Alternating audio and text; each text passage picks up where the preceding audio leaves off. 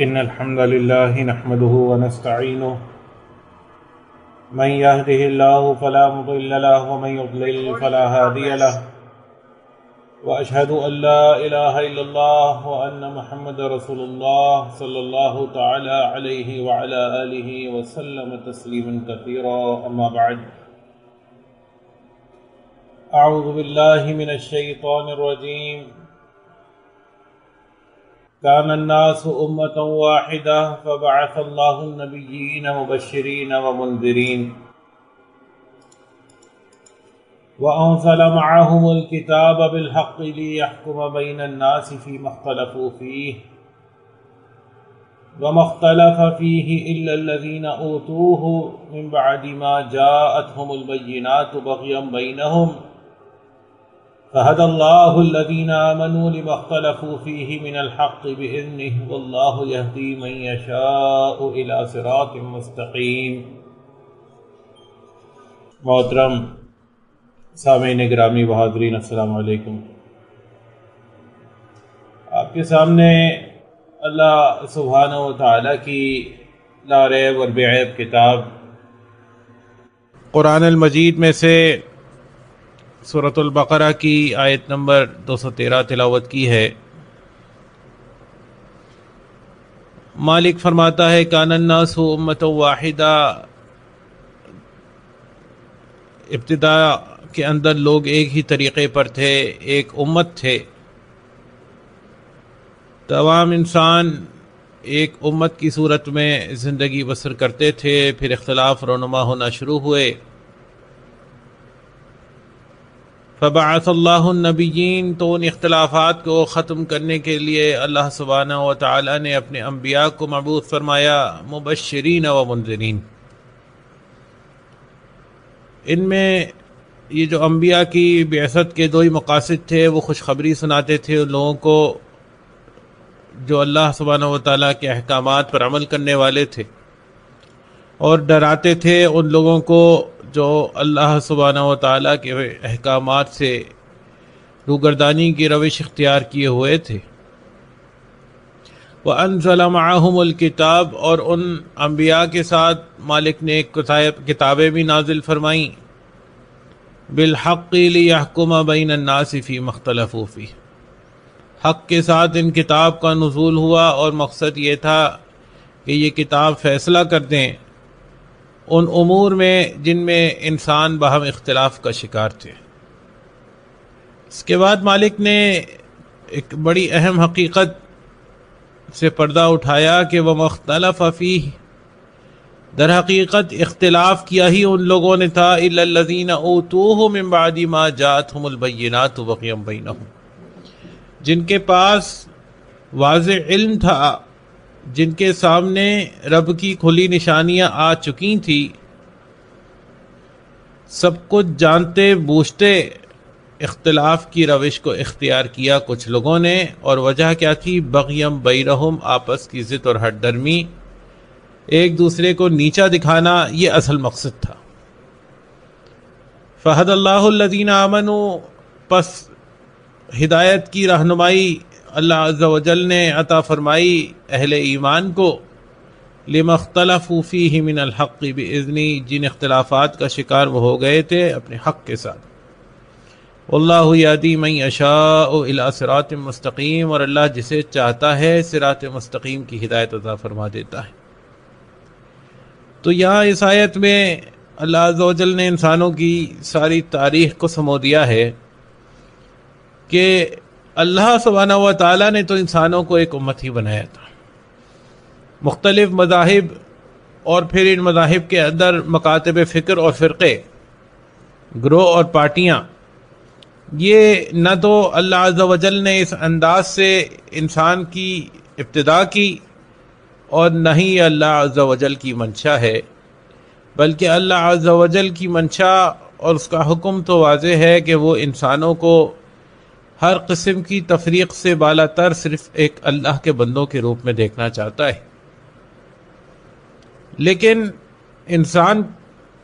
کو جب سے اس دنیا میں بھیجا گیا اسی وقت سے شیطان کو بھی مہلت دی گئی تھی، اور یہ انسان کی آزمائش ہے کہ شیطان اس کے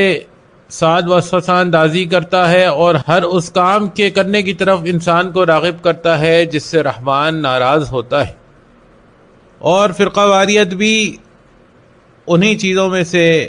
ایک ہے جن سے رحمان ناراض ہوتا ہے، غضبناک ہوتا ہے. مالک نے تو آخری پیغمبر محمد رسول اللہ صلی اللہ علیہ وسلم کو جب مبعوث فرمایا مکہ کی اس وادی میں، تو وہاں بے پناہ تفریق تھی اس قوم کے اندر. کئی عربی اور اعجمی کی، کہیں قبائل اور خاندانوں کی تفریق تھی،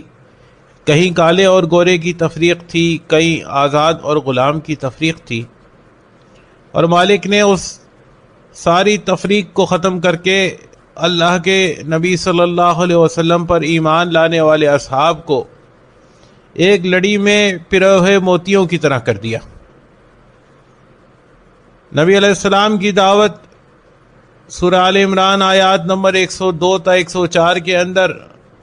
آپ واضح طور پر ملاحظہ کر سکتے ہیں کہ یا ایھا الذین آمنوا اتقوا اللہ حق تقاتہ، اے اہل ایمان اللہ سے ڈرو جیسے اس سے ڈرنے کا حق ہے، ولا تموتن الا وانتم مسلمون، اور ایمان تو آج تمہیں عطا ہو گیا ہے، لیکن جان رکھنا کامیابی اسی صورت پہ ممکن ہے جب موت بھی حالت اسلام میں آئے. ولا تموتن، اور تمہیں موت نہ آئے، الا مگر یہ کہ وانتم مسلمون، تم مسلم ہو. اور یہ کام کیسے ممکن ہو سکے گا؟ اگلی آیت میں مالک نے وضاحت فرمائی کہ واعتصموا بحبل اللہ جمیعا، تم سب مل کر اللہ کی رسی کو مضبوطی سے تھام لو، ولا تفرقوا، اور تفریق کا شکار نہ ہونا. اور وَاذْكُرُوا نعمت اللہ علیکم، اور اللہ کی اس نعمت کو یاد کرتے رہنا، اذ کنتم اعداء، کہ ابھی ماضی قریب میں یہ وقت گزرا ہے کہ تم ایک دوسرے کے دشمن تھے، ایک دوسرے سے دست و گریباں تھے، ایک دوسرے کے خون کے پیاسے تھے. لیکن اسلام کی نعمت سے یہ معاملہ تمہارے ساتھ ہوا کہ فَأَلَّفَ بَيْنَ قُلُوبِكُمْ، مالک نے تمہارے دلوں میں ایک دوسرے کے لیے محبت ڈالی ہے. اور فَأَصْبَحْتُمْ بِنِعْمَتِهِ إِخْوَانًا، اور محبت کی انتہا تو یہ ہے کہ اللہ کی نعمت سے تم بھائی بھائی بن گئے. آج مواقعات مدینہ ہوئی ہے تو انصار اپنے بھائیوں کے لیے اپنی آدھی آدھی جائیدادیں لے کر حاضر ہو گئے ہیں کہ یہ میرا آدھا مال ہے، یہ میرا گھر ہے، یہ تم اپنے پاس رکھو. یہ صرف ایمان کی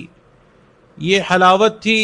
جو ان دلوں کے اندر موجود تھی، جس کی وجہ سے انہوں نے اس تعارف کے علاوہ اور کسی تعارف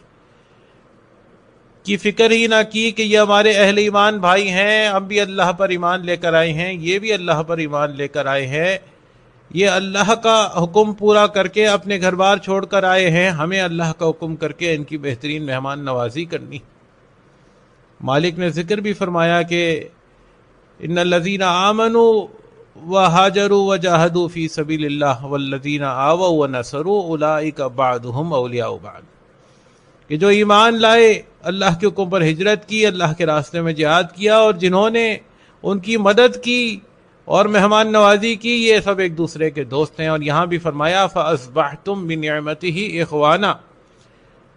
اس رب کی نعمت سے تم بھائی بھائی بن گئے.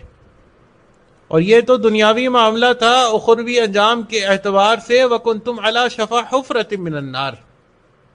تم تو جہنم کے گڑھے کے کنارے کھڑے تھے. فَأَنْقَذَكُم مِّنْهَا، ہم نے پکڑ کے تمہیں کھینچ لیا. كَذَلِكَ يُبَيِّنُ اللَّهُ لَكُمْ آيَاتِهِ، اسی طرح کھول کھول کر اللہ اپنی نشانیاں بیان کرتا ہے. لَعَلَّكُمْ تَهْتَدُونَ، تاکہ تم ہدایت پا سکو. اور آگے چل کے فرمایا 105 نمبر آیت میں کہ وَلَا تَكُونُوا كَالَّذِينَ تَفَرَّقُوا وَاخْتَلَفُوا مِن بَعْدِ مَا جَاءَهُمُ الْبَيِّنَاتُ. اور دیکھو آج تم صاحب ایمان ہو چکے ہو، مگر یہ نصیحت اپنے رب کی یاد رکھنا کہ کبھی بھی تم ان لوگوں کی طرح نہ ہو جانا جنہوں نے تفریق کی اور اختلافات کا شکار ہو گئے واضح نشانیاں آ جانے کے بعد. وَأُولَئِكَ لَهُمْ عَذَابٌ عَظِيمٌ، اور ان کے لیے بہت بڑا عذاب ہم نے تیار کر کے رکھا ہے. تو میرے بھائیوں، اللہ کے بندو، یہ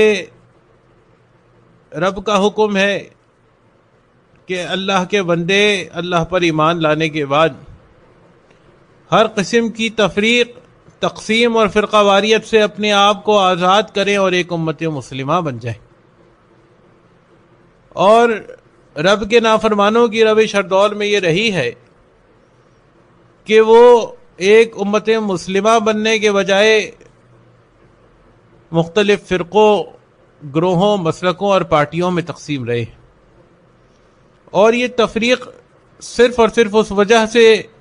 ہوتی ہے کہ جب انسان اللہ کے احکامات کو فراموش کر بیٹھتے ہیں۔ جب کسی بھی معاشرے میں انسانوں کی اکثریت کی روش یہ بن جائے کہ وہ اللہ کی عبادت کے دعوے دار تو ہوں، اللہ سے محبت کے دعوے دار تو ہوں، اپنے آپ کو مسلمان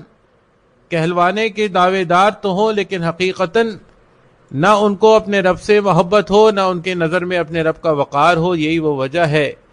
کہ ان کے گھروں میں اللہ کی کتاب موجود ہوتے ہوئے، ان کی زبانوں میں اس کے تراجم موجود ہونے کے باوجود وہ اس کا مطالعہ نہیں کرتے۔ اسی وجہ سے شیطانی قوتیں اور شیاطین من الجن بھی ہیں اور من الانس بھی ہیں، شیاطین جنوں میں سے بھی ہیں اور انسانوں میں سے بھی ہیں، اور وہ ایسے ہی لوگوں کو ان کی لا علمی اور جہالت کا فائدہ اٹھاتے ہوئے فرقوں میں تقسیم کر دیتی ہیں۔ جیسے بنی اسرائیل کی سابقہ تاریخ کا بھی ذکر مالک نے کیا اور بتلایا کہ فرعون نے انہیں فرقوں میں تقسیم کر دیا تھا۔ تو یہ اللہ کے دشمن طواغیت کا پسندیدہ مشغلہ ہے کہ وہ جن قوموں کو اپنے زیر نگیں کرنا چاہتے ہیں، اور وہ قوم بشرط یہ کہ اپنے رب کی ہدایات سے نابلد ہو، اپنے رب کے احکامات کو نہ جاننے والی ہو، تو وہ بآسانی انہیں فرقوں میں تقسیم کرتے ہیں، اور فرقوں میں تقسیم کرنے کے بعد پھر بہت آسانی سے ان کے اوپر حکمرانی کرتے ہیں اور ان سے اپنے منچاہے مفادات اور فوائد حاصل کرتے ہیں۔ تو فرعون کے اس طرز عمل کا ذکر بھی اللہ نے اپنی کتاب میں کیا کہ اس نے بنی اسرائیل کو فرقوں میں تقسیم کر دیا تھا، اور اس کے بعد فرقوں میں تقسیم کرنے کے بعد وہ ان کا استحصال کرتا تھا۔ اور آج امت مسلمہ جو سمندر کے جھاگ کی طرح اس دنیا میں پائی جاتی ہے، مگر اتنے بڑے مجمع کی حیثیت اور اوقات دنیا میں یہ ہے کہ دنیا کی ہر قوم ان کے اوپر مسلط ہے۔ ان کی بستیاں پوری دنیا میں جہاں بھی کہیں پائی جاتی ہیں وہاں ان سے دھواں اٹھتا نظر آتا ہے، منو اور ٹنوں وزنی بم ان کے اوپر گرائے جا رہے ہیں، ان کی خواتین کی عصمت دری ہو رہی ہے، ان کے بزرگوں کی عزت پامال ہو رہی ہیں، ان کے نونہالوں اور نوجوانوں کو چھیدا جا رہا ہے، اور یہ بے کس و محتاج ہیں۔ ایسا لگتا ہے کہ دنیا کے اندر ان کا کوئی پرسان حال موجود نہیں ہے، اور اس کی سب سے بڑی وجہ یہ ہے کہ انہوں نے اپنے رب کے ساتھ کیے ہوئے وعدے کے اندر غداری کی ہے۔ یہ لا الہ الا اللہ محمد رسول اللہ پڑھتے ضرور ہے، لیکن یہاں یہ اللہ کو اپنا رب حقیقتاً مانتے ہیں، نہ رسول اللہ صلی اللہ علیہ وسلم کی سنت ہی کو مشعل راہ بناتے ہیں۔ آج اگر فرقہ واریت کے حوالے سے دیکھا جائے تو اللہ کی کتاب بار بار فرما رہی ہے وَلَا تَفَرَّقُوا وَلَا تَفَرَّقُوا وَلَا تَفَرَّقُوا، تم فرقوں میں تقسیم نہ ہونا، تم فرقوں میں تقسیم نہ ہونا، تم فرقوں میں تقسیم نہ ہونا۔ لیکن اس امت نے اتنے فرقے بنائے ہیں کہ گننے والا ان کی تعداد بھی نہیں گن سکتا، یہاں تک کہ سورۃ الانعام میں مالک نے فرما دیا کہ ان الذین فرقوا دینہم وکانوا شیعا لست منہم فی شیء۔ سورۃ الانعام آیت نمبر 159 میں مالک رسول اللہ صلی اللہ علیہ وسلم سے مخاطب ہو کر فرماتا ہے کہ بے شک جنہوں نے دین کے ٹکڑے ٹکڑے کیے، مختلف فرقوں اور گروہوں میں تقسیم ہو گئے، اے اللہ کے نبی علیہ السلام آپ کا ان سے کوئی تعلق نہیں ہے۔ انما امرہم الی اللہ، بے شک ان کا معاملہ تو اللہ ہی کے حوالے ہے۔ ثم ینبئہم بما کانوا یفعلون، وہ انہیں خبر کر دے گا ان تمام کاموں کی جو یہ کرتے رہے۔ اور سورۃ الروم آیات نمبر 31 اور 32 میں تو یہاں تک فرمایا کہ وَلَا تَكُونُوا مِنَ الْمُشْرِكِينَ، اور تم مشرکوں میں سے نہ ہو جانا۔ کون مشرک؟ من الذین فرقوا دینہم وکانوا شیعا، جنہوں نے دین میں فرقے بنائے اور گروہوں میں تقسیم ہو گئے۔ کل حزب بما لدیہم فرحون، اور ہر گروہ جو کچھ اس کے پاس ہے وہ اسی میں مست و مگن ہے۔ ہر گروہ اپنے اکابرین کے فتووں کو اسلام کا درجہ دیے بیٹھا ہے، اپنے علماء اور مشائخ کے حلال کو حلال اور حرام کو حرام مانے بیٹھا ہے۔ ان کو اس بات سے کوئی سروکار نہیں ہے کہ رب کی کتاب کس چیز کو حلال قرار دیتی ہے اور کسے حرام قرار دیتی ہے۔ تو یہ صورتحال آج اس امت مسلمہ کی ہے، اور رسول اللہ صلی اللہ علیہ وسلم نے تو پہلے ہی اس صورتحال کی پیشن گوئی بھی کر دی تھی۔ جامع ترمذی ابواب الایمان کی روایت ہے، 2640 نمبر حدیث، ابو ہریرہ رضی اللہ عنہ راوی ہیں، کہتے ہیں نبی علیہ السلام نے فرمایا کہ یہود 71 یا 72 فرقوں میں بٹ گئے، اور نصارہ بھی اسی طرح فرقوں میں تقسیم ہوئے، اور میری امت 73 فرقوں میں بٹ جائے گی۔ اور سنن نبی داؤد کتاب السنہ کی روایت ہے، حدیث نمبر 4597، اور معاویہ بن ابو سفیان رضی اللہ عنہ کے بارے میں آتا ہے کہ وہ خطبہ دینے کے لیے کھڑے ہوئے اور کہا کہ رسول اللہ صلی اللہ علیہ وسلم ایک مرتبہ ہمارے درمیان کھڑے ہوئے اور فرمایا کہ خبردار، تم سے پہلے اہل کتاب 72 فرقوں میں تقسیم ہوئی، اور یہ ملت 73 فرقوں میں تقسیم ہوگی، 72 آگ میں جائیں گے، ایک فرقہ جنت میں جائے گا، اور یہی الجماعہ ہوگا۔ اور انس بن مالک رضی اللہ عنہ روایت کرتے ہیں، سنن ابن ماجہ کتاب الفتن کی روایت ہے، 3993 نمبر حدیث ہے، نبی علیہ السلام نے فرمایا کہ بنی اسرائیل 71 فرقوں میں تقسیم ہوئی، میری امت 72 فرقوں میں تقسیم ہو جائے گی، کلھا فی النار، سب کے سب فرقے جہنم میں جائیں گے، الا واحدہ، سوائے ایک کے، وہی الجماعہ، اور وہی جماعت ہوگی۔ اور یہ ہر دور میں ایسا ہی رہا ہے کہ ایک جماعت اللہ کے حکم سے اسلام کی اصل تعلیمات پر عامل رہی ہے، اور لوگوں کو اس کی طرف بلاتی رہی ہے، اور لوگوں کے مابین اس کے مطابق فیصلے کرتی رہی، جیسے سورۃ الاعراف آیت نمبر 181 میں فرمایا کہ وَمِمَّنْ خَلَقْنَا أُمَّةٌ يَهْدُونَ بِالْحَقِّ وَبِهِ يَعْدِلُونَ، ہماری مخلوق میں ایک جماعت ایسی ہے جو لوگوں کی رہنمائی کرتی ہے حق کے ساتھ، اور اسی کے مطابق انصاف کرتی ہے۔ اور سورہ سبا آیت نمبر 20 میں فرمایا کہ وَلَقَدْ صَدَّقَ عَلَيْهِمْ إِبْلِيسُ ظَنَّهُ، اور واقعی ابلیس نے سچ کر دکھایا ان لوگوں کے بارے میں اپنا گمان، فَاتَّبَعُوهُ، یہ سب کے سب اس کی پیروی میں لگ گئے، الا فریقا من المؤمنین، سوائے ایک اہل ایمان کے گروہ کے۔ اور سورۃ الاعراف آیت نمبر 159 میں فرمایا وَمِن قَوْمِ مُوسَىٰ أُمَّةٌ يَهْدُونَ بِالْحَقِّ وَبِهِ يَعْدِلُونَ، اور قوم موسیٰ میں بھی ایک ایسا گروہ تھا جو حق کے مطابق ہدایت کرتا تھا، اور اسی کے مطابق وہ انصاف کرتے تھے۔ اور یہی بات رسول اللہ صلی اللہ علیہ وسلم نے بھی اوپر بیان کردہ روایات کے اندر بھی یہی بات ثابت ہوئی ہے کہ کلھا فی النار الا واحدہ، ایک کے علاوہ سب جہنم میں جانے والے ہیں۔ اور مشہور حدیث ہے حذیفہ بن یمان رضی اللہ عنہ کی، صحیح بخاری کتاب الفتن کے اندر امام بخاری اس کو لے کر آئے ہیں، حدیث نمبر 7084 نمبر ہے اس کا۔ اور حذیفہ بن یمان رضی اللہ عنہ کہتے ہیں کہ لوگ رسول اللہ صلی اللہ علیہ وسلم سے خیر کے بارے میں پوچھا کرتے تھے، لیکن میں اس ڈر سے شر کے متعلق سوال کیا کرتا تھا کہ کہیں میری زندگی میں ہی شر پیدا نہ ہو جائے۔ میں نے سوال کیا، اللہ کے رسول صلی اللہ علیہ وسلم، ہم جاہلیت اور شر کے دور میں تھے، پھر اللہ تعالیٰ نے ہمیں خیر سے نوازا، تو کیا اس خیر کے بعد بھی کوئی شر آئے گا؟ اللہ کے نبی علیہ السلام نے فرمایا ہاں، اور اس میں کچھ دخن ہوگا۔ پوچھا دخن کیا ہے؟ کہا کہ کچھ لوگ ہوں گے جو میرے بتائے ہوئے طریقے کی برعکس چلیں گے، ان کی کچھ باتیں اچھی بھی ہوں گی اور بعض باتوں میں تم برائیاں بھی دیکھو گے۔ میں نے پوچھا کیا اس خیر کے بعد بھی شر کا دور آئے گا؟ آپ نے فرمایا ہاں، جہنم کے دروازوں پر دعوت دینے والے ہوں گے، جو ان کی دعوت قبول کرے گا وہ اسے جہنم میں پھینک دیں گے۔ حذیفہ رضی اللہ عنہ کہتے ہیں میں نے عرض کیا اللہ کے نبی علیہ السلام، ہمارے لیے ان کی کچھ صفات بیان کرتے ہیں۔ نبی علیہ السلام نے فرمایا وہ ہمارے ہی جیسے ہوں گے، ہماری زبانوں میں گفتگو کریں گے۔ میں نے پوچھا اگر مجھے اس دور سے واسطہ پڑ جائے تو آپ مجھے کیا حکم دیتے ہیں؟ نبی علیہ السلام نے فرمایا تلزموا جماعت المسلمین و امامہم، تم اس وقت مسلمین کی جماعت اور ان کے امام کو پکڑ لینا۔ کہتے ہیں کہ میں نے کہا کہ فَإِن لَّمْ يَكُن لَّهُمْ جَمَاعَةٌ وَلَا امام، اگر مجھے کوئی ایسی جماعت اور ایسا امام نہ مل سکے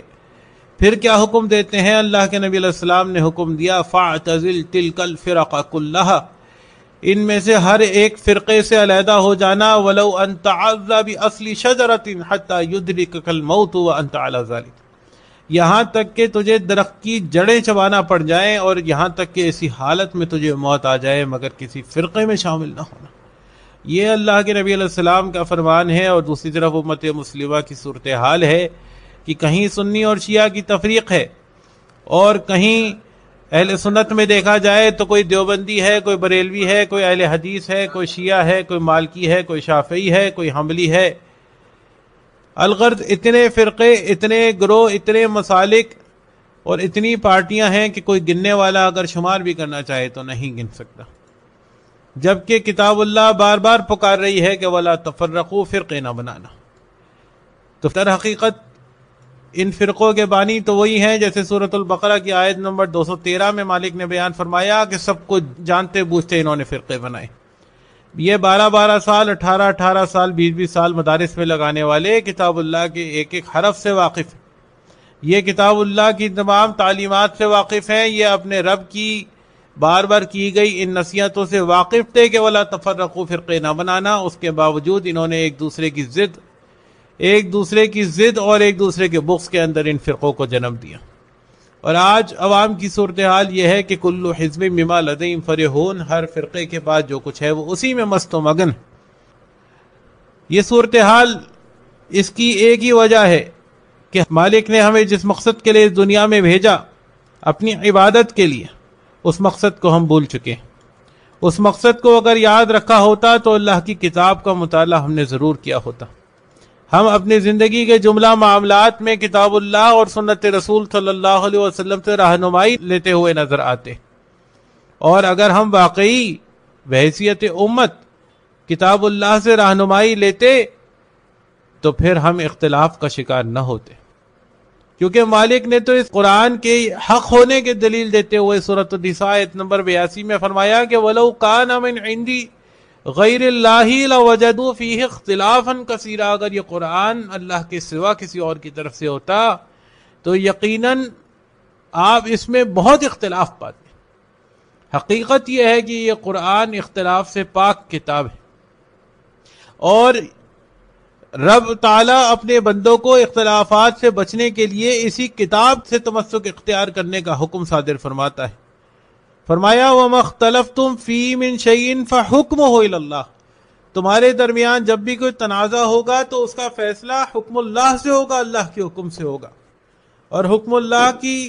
تفسیر سورۃ النساء آیت نمبر 59 میں فرمائی کہ یا ایھا الذین آمنوا اطیعوا اللہ واطیعوا الرسول واولی الامر منکم، اہل ایمان اللہ کی اطاعت کرو، رسول اللہ صلی اللہ علیہ وسلم کی اطاعت کرو، اور جو صاحب امر صاحب ایمان تمہارے درمیان ذمہ داران ہیں ان کی اطاعت کرو۔ مگر فَإِن تَنَازَعْتُمْ فِي شَيْءٍ، پس اگر تمہارے مابین کسی بھی قسم کا کوئی تنازع، کوئی اختلاف، کوئی نزاع کی صورتحال ہو جائے، فَرُدُّوهُ إِلَى اللَّهِ وَالرَّسُولِ، تو اسے پلٹانا ہوگا اللہ اور اس کے رسول صلی اللہ علیہ وسلم کی طرف۔ ان کنتم تؤمنون باللہ والیوم الآخر، اگر واقعی تم اللہ اور یوم آخرت پر ایمان رکھنے والے ہو، ذالک خیر، یہ ایک صحیح طریقہ کار ہے، واحسن تأویلا، اور انجام کے اعتبار سے بھی بہتر۔ اگر انسان جملہ معاملات میں حکم اللہ کی کتاب رسول اللہ صلی اللہ علیہ وسلم کی سنت کو بنا لے تو ان کے درمیان پھر کوئی تنازع باقی نہ رہے گا۔ سورۃ الانفال آیت نمبر 46 میں فرمایا وَأَطِیعُوا اللَّهَ وَرَسُولَهُ وَلَا تَنَازَعُوا،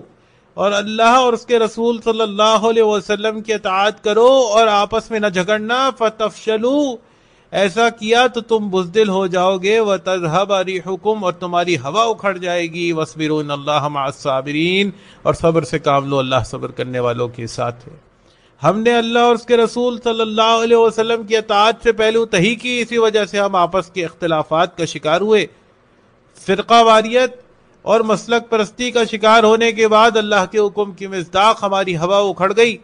اور دنیا کی ہر قوم ہمارے اوپر آج غالب نظر آتی ہے۔ اور پھر یہ کہ مالک نے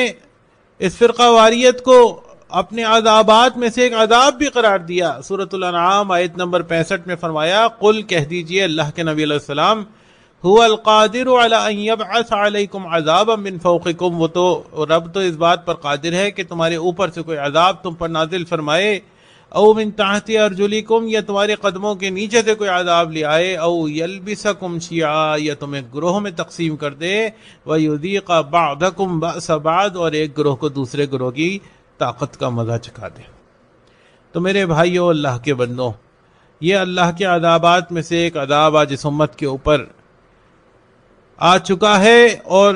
یہی وجہ ہے کہ یہ امت ایک امت مسلمہ بننے کے بجائے مختلف فرقوں، مسالک،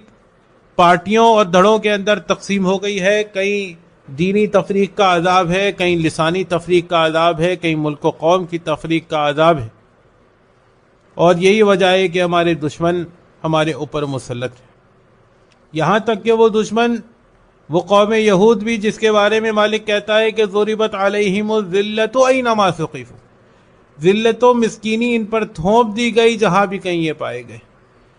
اور فرمایا کہ ضربت علیہم الذلۃ والمسکنۃ وباءوا بغضب من اللہ، ذلت و مسکینی ان پر تھوپ دی گئی اور یہ اللہ کا غضب لے کر واپس لوٹے۔ آج وہ قوم بھی ہمارے اوپر مسلط کر دی گئی۔ یہ بات اس چیز کا احساس اور اندازہ کر لینے کے لیے کافی ہے کہ ہمارا مقام بحیثیت امت اللہ کی نظر میں کیا ہو چکا ہے، کیونکہ ہم بظاہر تو ایک امت ہے، بظاہر تو لا الہ الا اللہ پڑھتے ہیں کہ اللہ کے علاوہ کوئی اور الہ نہیں، مگر لا الہ الا اللہ کے تقاضوں سے یکسر نابلد۔ اللہ کو الہ تسلیم کرنے کا مقصد یہ ہے کہ پھر جو اللہ کا حکم ہوگا وہ حکم آخر ہوگا، اللہ کی بات سے سچی کسی کی بات نہ ہوگی، اللہ کے حلال کے مقابلے میں کسی کے حلال یا حرام کے فتوے کی کوئی حیثیت نہ ہوگی۔ حقیقتاً تو ہم نے جو درجہ اللہ کو دینا چاہیے تھا وہ اپنے اکابرین کو دیا ہے۔ اللہ دینی امور کے اوپر اجرت کو حرام قرار دیتا ہے، درجن بھر سے زیادہ آیات ہیں۔ مالک بار بار کہتا ہے کہ وَلَا تَشْتَرُوا بِآيَاتِي ثَمَنًا قَلِيلًا، میری آیات کے عوض تھوڑی قیمت نہ لو، مگر ہم نے اپنے اکابرین کی ہیلا سازی کے اندر آ کر اور ان کی من گھڑت اور خود ساختہ دلائل کو حکم بنا کر اللہ کے اس حکم کو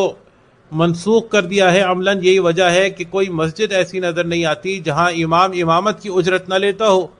مؤذن اذان دینے کی اجرت نہ لیتا ہو، خطیب خطابت کی اجرت نہ لیتا ہو، قرآن کا معلم اور قاری قرآن پڑھانے کی اجرت نہ لیتا ہو۔ یہ اور اس طرح کی اور بہت سی امثال ہمارے صورتحال کی بہت اچھے طرح سے عکاسی کر رہے ہیں، اور یہ بھی بتلا رہے ہیں کہ ہم ایک امت مسلمہ بننے کے بجائے فرقوں میں کیوں تقسیم ہوئے۔ اور آج یہ بات تو ہر شخص کہتا ہے کہ فرقہ واریت ایک لعنت ہے، اور ہر شخص کہتا ہے کہ فرقہ واریت کو ختم ہونا چاہیے، مگر ختم کیسے ہوگی؟ یہ اللہ کی کتاب ہماری رہنمائی کرتی ہے کہ فَإِن تَنَازَعْتُمْ فِي شَيْءٍ فَرُدُّوهُ إِلَى اللَّهِ وَالرَّسُولِ، اگر فرقہ واریت کو ختم کرنا چاہتے ہو تو اپنے جملہ تنازعات کو حل کرو اللہ اور اس کے رسول صلی اللہ علیہ وسلم کے فرامین کی روشنی۔ یہ طریقہ ہے ایک امت مسلمہ اور ایک امت واحدہ بننے کا۔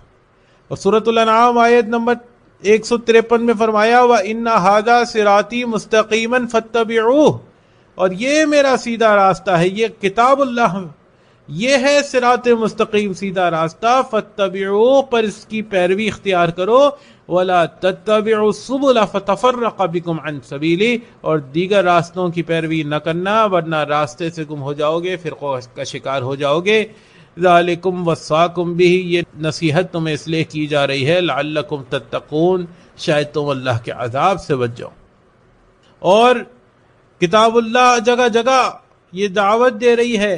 کہ وہ اطیعوا اللہ والرسول، اللہ کی اطاعت کرو، رسول صلی اللہ علیہ وسلم کی اطاعت کرو، اور فرمایا وَأَطِيعُوا اللَّهَ وَرَسُولَهُ إِن كُنتُم مُؤْمِنِينَ، تمہیں اللہ اور اس کے رسول صلی اللہ علیہ وسلم کی اطاعت کرنی ہوگی اگر واقعی تم ایماندار ہونے کی دعوے دار ہو۔ اور سورہ آل عمران آیت نمبر 32 میں فرمایا کہ قُلْ اطیعوا اللہ والرسول، کہہ دیجئے کہ اللہ کی اطاعت کرو، رسول اللہ صلی اللہ علیہ وسلم کی اطاعت کرو۔ فَإِن تَوَلَّوْا فَإِنَّ اللَّهَ لَا يُحِبُّ الْكَافِرِينَ، اگر یہ اس روش کو اختیار نہ کریں اور منہ پھیر کر چل پھریں تو پھر ان کو بتا دو کہ بے شک اللہ کافروں سے محبت نہیں کرتا۔ آج یہ امت رحم کی فریادیں کر رہی ہے، التجائے کر رہی ہے اہل غزہ کے ساتھ جو ہو رہا ہے، اور اللہ کی کتاب اس رحمت کا راستہ دکھاتی ہے کہ وَأَطِيعُوا اللَّهَ وَالرَّسُولَ لَعَلَّكُمْ تُرْحَمُونَ، اور تم اللہ کی اطاعت کرو اور رسول اللہ صلی اللہ علیہ وسلم کی اطاعت کرو تاکہ تم پر رحم کیا جائے۔ سورہ آل عمران آیت نمبر 132 میں یہ بات مالک نے بیان فرمائی ہے۔ تو میرے بھائیوں، اللہ کے بندوں، یہی بات آج کی اس نشست میں آپ کے سامنے رکھنا مقصود تھی کہ اللہ نے ہمیں ایک امت مسلمہ بنایا ہے، امت واحدہ بنایا ہے۔ اللہ نے ہمارا نام مسلم رکھا ہے۔ سورۃ الحج آیت نمبر 78 میں فرمایا هو سماکم المسلمین، اسی نے تمہارا نام مسلم رکھا ہے، من قبل وفی ھذا، اس کتاب کے نزول سے پہلے بھی جو گزشتہ پیغمبروں پر ایمان لانے والے سچے اہل ایمان تھے وہ بھی مسلم تھے، اور اس کتاب کے اوپر ایمان لانے والے سچے اہل ایمان کو بھی اپنی پہچان صرف اور صرف مسلم بنانی پڑے گی۔ سورۃ الزمر آیت نمبر 11 اور 12 میں نبی علیہ السلام سے کہا قل کہہ دیجئے انی امرت ان اعبد اللہ مخلصا لہ الدین، مجھے تو حکم ہوا ہے کہ میں اللہ کی عبادت کو خالص کر کے اس کی بندگی کروں، وَأُمِرْتُ لِأَنْ أَكُونَ أَوَّلَ الْمُسْلِمِينَ، اور مجھے حکم دیا گیا ہے کہ میں سب سے پہلا مسلم بن جاؤں۔ گزشتہ ادوار کے اندر بھی جو اللہ پر ایمان لانے والے تھے انہوں نے اپنی پہچان مسلمی اختیار کی، یہاں تک کہ وہ اللہ کا باغی اور دشمن فرعون، سورہ یونس آیت نمبر 90 میں اس کے بارے میں مالک فرماتا ہے حتیٰ اذا ادرکہ الغرق، یہاں تک کہ جب وہ غرق ہونے لگا ہے تو اس نے بھی کیا بات کہی ہے کہ آمنت انہ لا الہ الا الذی آمنت بہ بنو اسرائیل، میں ایمان لایا ہوں اس الہ پر کہ جس کے علاوہ کوئی الہ نہیں ہے اور جس کے اوپر بنو اسرائیل ایمان لائے تھے، وَأَنَا مِنَ الْمُسْلِمِينَ، اور میں بھی مسلمین میں سے۔ اور ابراہیم علیہ السلام کی دعا مالک نقل فرماتا ہے سورۃ البقرہ آیات نمبر 127 اور 28 میں کہ جب بیت اللہ کی بنیادیں اٹھا رہے ہیں اور دعائیں بھی کرتے جاتے ہیں، اور کیا دعا کرتے ہیں کہ ربنا وجعلنا مسلمین لک، مالک ہم دونوں کو اپنا مسلم بنا کے رکھنا، ومن ذریتنا امۃ مسلمۃ لک، اور ہماری نسلوں میں بھی امت مسلمہ بنانا، وارنا مناسکنا وتب علینا، اور ہمیں اپنی عبادت کے طریقے سکھا دے اور ہماری توبہ کو قبول فرما لے۔ اور یہاں تک کہ فرعون نے موسیٰ علیہ السلام کو ہرانے کے لیے جن جادوگروں کو جمع کیا ہے، اور جب ان کے سامنے موسیٰ علیہ السلام کے معجزات آئے ہیں اور وہ سمجھ گئے ہیں کہ یہ موسیٰ جو لے کر آیا ہے وہ جادو نہیں ہے اور وہ ایمان لے کر آئے ہیں اللہ کے اوپر، اور فرعون کہتا ہے آمنتم بہ قبل ان آذن لکم، کیا تم اس سے پہلے ایمان لے آئے کہ میں تمہیں اجازت دیتا، ان ھذا لمکر مکرتموہ فی المدینۃ لتخرجوا منھا اہلھا، کہ تم سب نے مل کر ایک چال چلی ہے تاکہ اس شہر کے باسیوں کو یہاں سے نکالو، فسوف تعلمون، ان قریب تمہیں معلوم ہو جائے گا،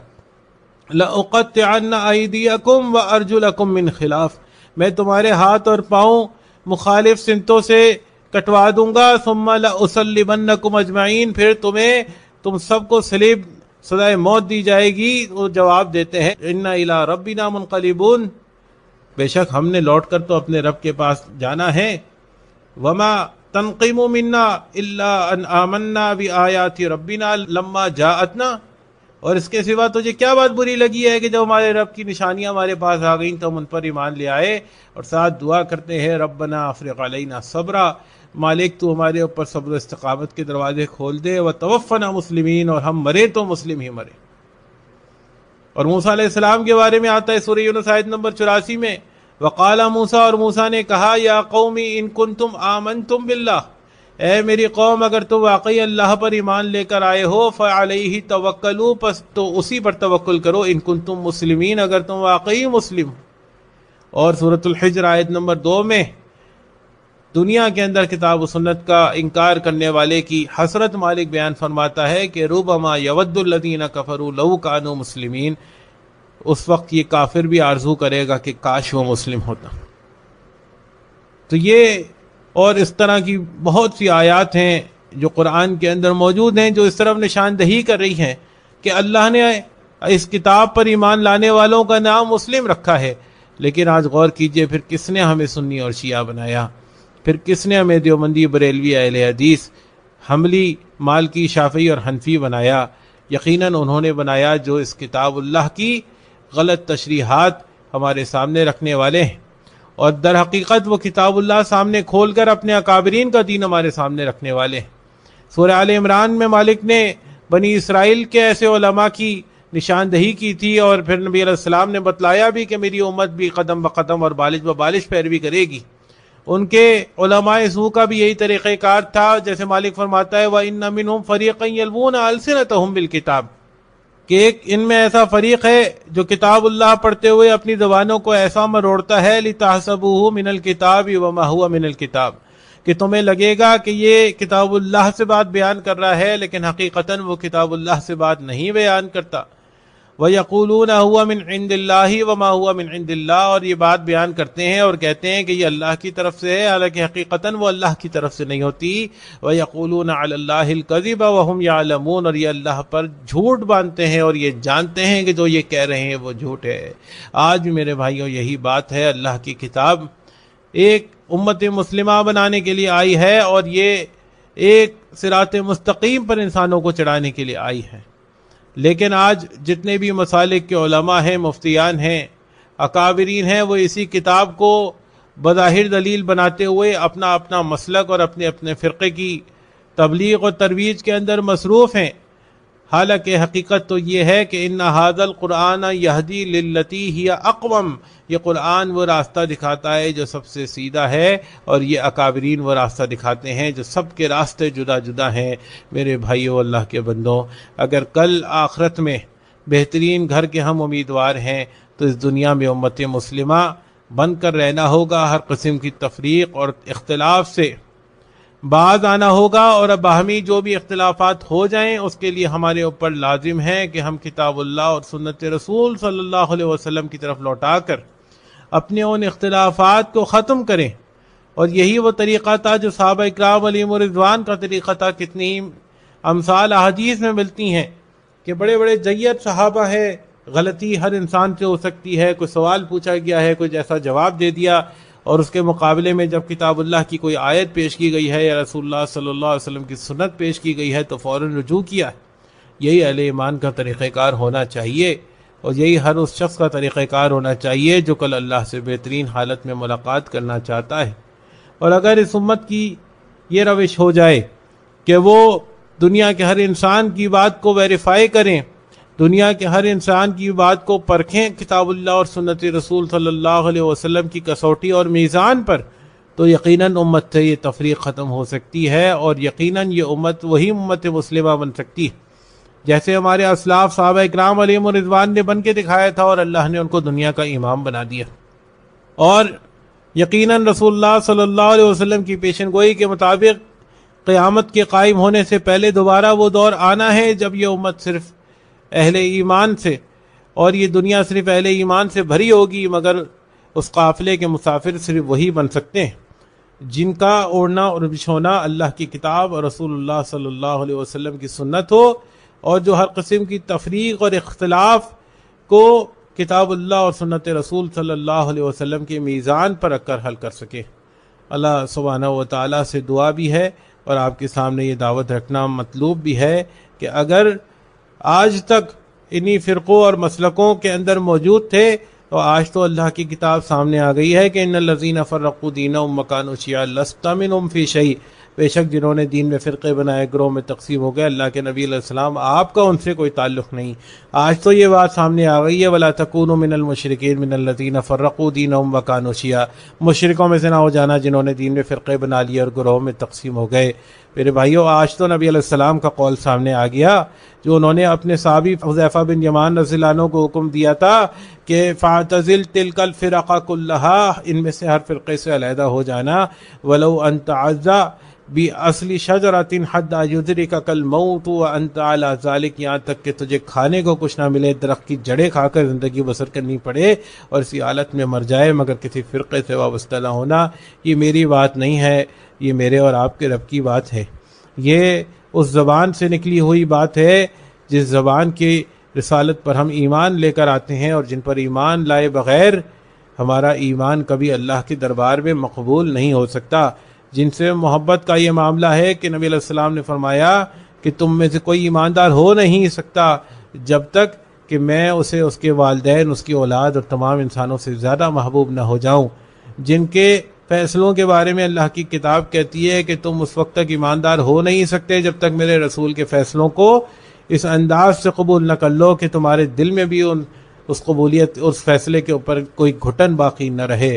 جن کے بارے میں اللہ کی کتاب سورۃ الاحزاب میں فرماتی ہے کہ جب اللہ اور اس کا رسول کوئی فیصلہ کر لیں تو پھر کسی مومن کے پاس کوئی اختیار باقی نہیں رہتا. تو حقیقت میں ہمارے پاس کوئی اختیار باقی نہیں ہے کہ ہم اب بھی یہ آیات اور احادیث سننے کے بعد بھی ان فرقوں کا حصہ بنے رہیں اور اللہ کی غضب کو اور اس کے عذاب کو دعوت دیتے رہے. اللہ تعالیٰ دنیا میں ہماری اصلاح فرما دے، ہماری خطاؤں سے درگزر فرمائے، ہمارا خاتمہ خیر پر فرمائے. سبحانک اللہم و بحمدک، اشہد ان لا الہ الا انت، استغفرک و اتوب الیک.